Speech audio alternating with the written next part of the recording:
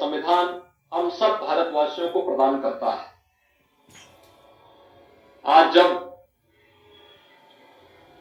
हमारा ये देश अपने संविधान को लागू करने की 75 वर्ष पूरा करके 76वें वर्ष में प्रवेश कर रहा है, तो स्वाभाविक रूप से हम सबके सामने जो एक लक्ष्य है कि विकसित भारत का निर्माण करना है। ये विकसित भारत के निर्माण का मार्ग भी भारत के संविधान का अनुसरण करके ही हम कर सकते हैं। भारत का संविधान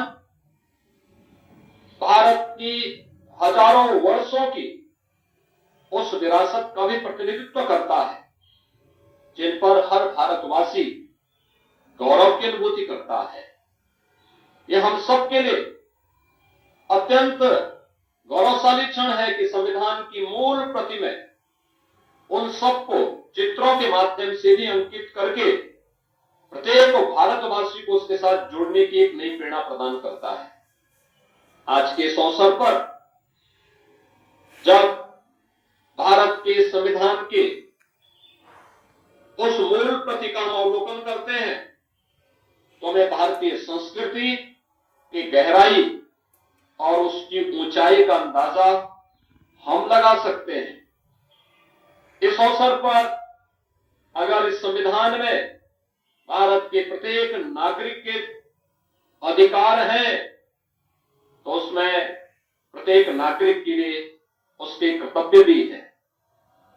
हम हर व्यक्ति संविधान के दायरे में रह करके, संवैधानिक दायरे में रह करके ही अगर आप अपने अधिकारों की रक्षा की बात करते हैं तो हमें अपने कर्तव्यों के बारे में भी एहसास होना चाहिए।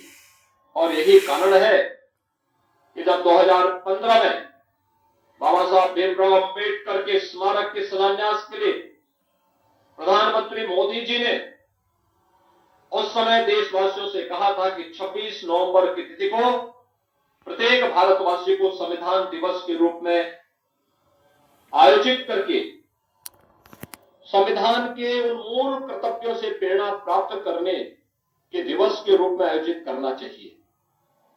ये मूल कर्तव्य जो प्रत्येक भारतीय नागरिक के लिए एक मार्गदर्शन का काम करता है, अपने देश के प्रति, अपने समाज के प्रति उनके उन उत्तरदायित्वों को निर्वहन करने की एक नई प्रेरणा प्रदान करता है। स्वाभाविक रूप से हम सबको भारत का संविधान सम और विषम परिस्थितियों में प्रत्येक नागरिक को अधिकार प्रदान करता है। हमें अपने संविधान पर गौरव की अनुभूति इस बात के लिए भी करनी चाहिए कि दुनिया के अंदर सबसे बड़ा लोकतंत्र होने का सौभाग्य हमारे देश को है। यहां पर बिना भेदभाव के प्रत्येक जाति, मत, संप्रदाय, मजहब को पहले आम चुनाव से ही हर वयस्क मतदाता को मताधिकार की ताकत प्राप्त हुई। दुनिया के अंदर आज के आधुनिक लोकतंत्र के रूप में श्रेय लेने वाले तमाम देश ऐसे हैं जिनमें वहां के लोगों में रंग भेद के आधार पर एक बड़े तबके को मताधिकार की ताकत नहीं प्राप्त हुई थी। यहां तक कि आधी आबादी महिलाओं को भी उन देशों में यह ताकत तब मिली जब भारत अपने यहां पहले दिन से ही इसे लागू कर चुका था। ये सब कुछ हुआ भारत माता के महान सपूत राष्ट्र नायक बाबा साहब भीमराव अंबेडकर के प्रयासों से।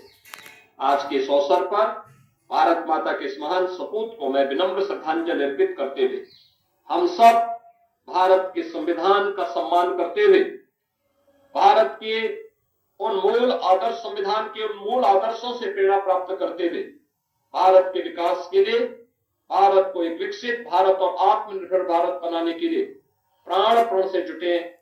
जो जिस क्षेत्र में कार्य कर रहा है वह व्यक्ति अगर अपने कर्तव्यों का ईमानदारी पूर्वक निर्वहन करेगा तो आने वाले समय में अगले 25 वर्ष का जो एक संकल्प पूरे देशवासियों को प्रधानमंत्री मोदी जी ने दिया है, इन 25 वर्षों में एक विकसित भारत हम सबके सामने होगा।